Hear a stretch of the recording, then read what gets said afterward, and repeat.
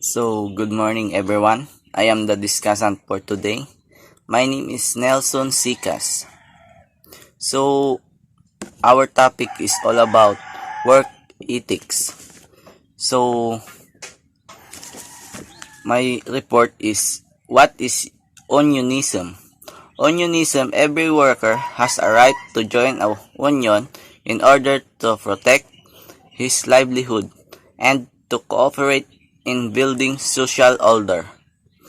The Catholic bishops declared that it is morally wrong and in our country a crime punishable by law for anyone to interfere with this natural right either by threats or by discrimination against those who join such association in pastoral letters and social justice.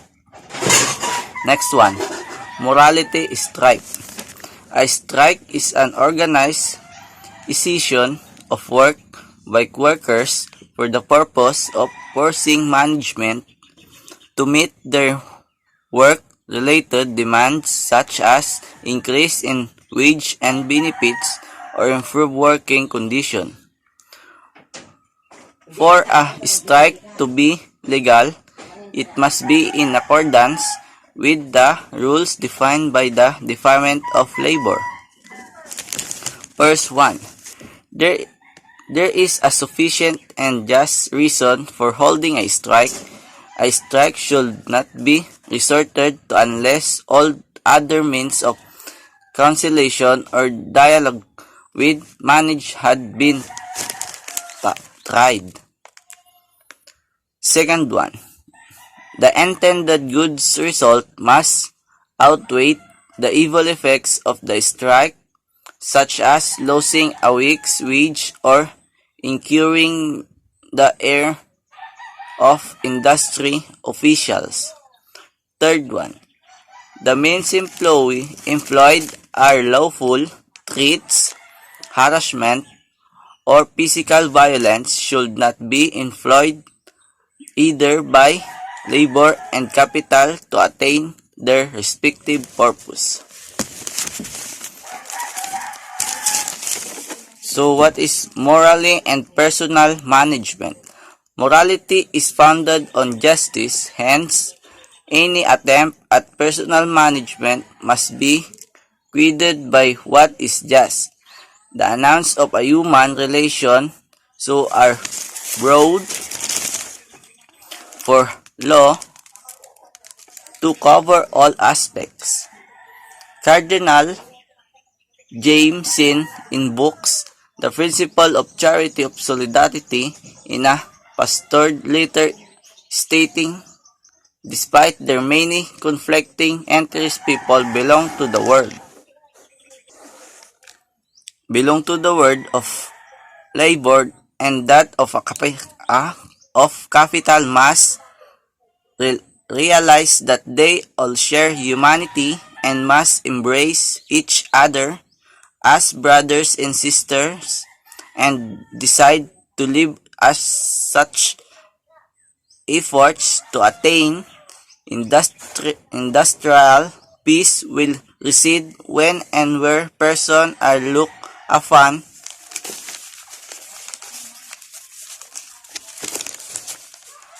with hatred and scam. They make progress when and where persons are embraced in respect and in love.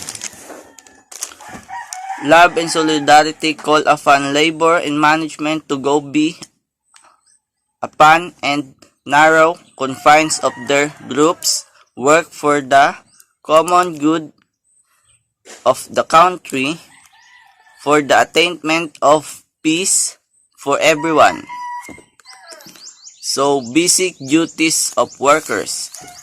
Work honestly of diligently, comply with all rules of the workplace, respect the employer and officers, don't cheat or steal, don't waste time. Basic duties of employers. compensate workers justly, treat worker as your equal, provide safe and healthy environment, allow time for vacation, don't impose unjust rules. What is industrial peace? A Christian imperative. James Cardinal Seal, except from the pastoral letter on the celebration of industrial peace, Mount, May 1990. This is our basic principle. So first one, justice. Peace is the fruit of justice, which requires first of all that person and their inalienable human rights are promoted and defended. It demands that in the realm of the industrial relation, the reciprocal rights and duties of both labor and management are respected and promoted. Second one, respect for the personalities and values of labor. Labor is first of all an activity that proceeds from the human person at its proper subject and is primarily directed to the good of person. From the Christian standpoint, the primary basis of the value of labor is the person himself who carries it out. Third one, priority of labor over capital. The personal value of labor demands and capital should serve labor and not the other way around. Capital can never be set as an economic entity above the human person and his work. Neither should capital be opposed to labor of labor to capital, and still less can be the actual people behind those concepts be opposed to each other. Fourth one, the principle of charity and solidarity.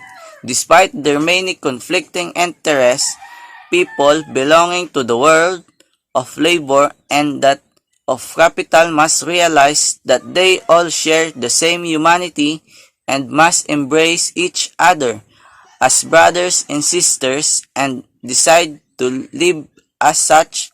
They make progress when where persons are embraced and respect and love.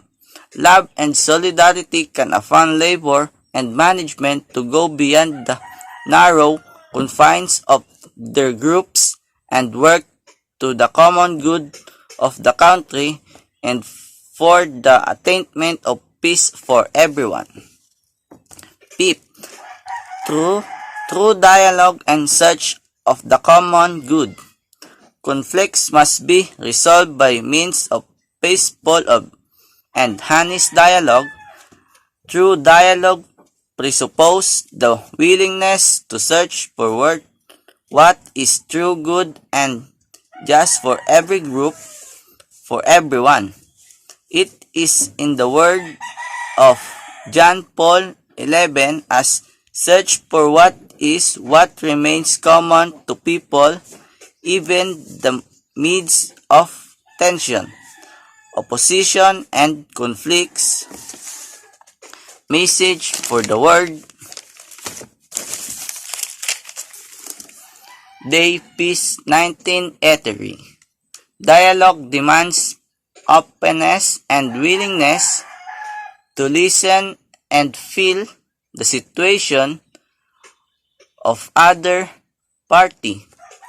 Finally, true dialogue is the search for what is good by peaceful means. The participants in dialogue must be determined to act in such a way that the factors which bring people together will be victorious over factors of division and hate. Thank you.